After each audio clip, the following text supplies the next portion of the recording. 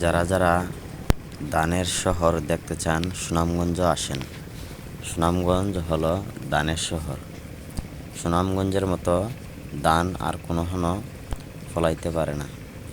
সুনামগঞ্জ ধানের শহর বললেও চলে।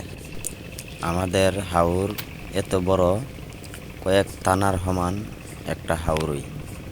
ওই হাওর সারে হাওরই আমরা ধান ফসল ফলাই।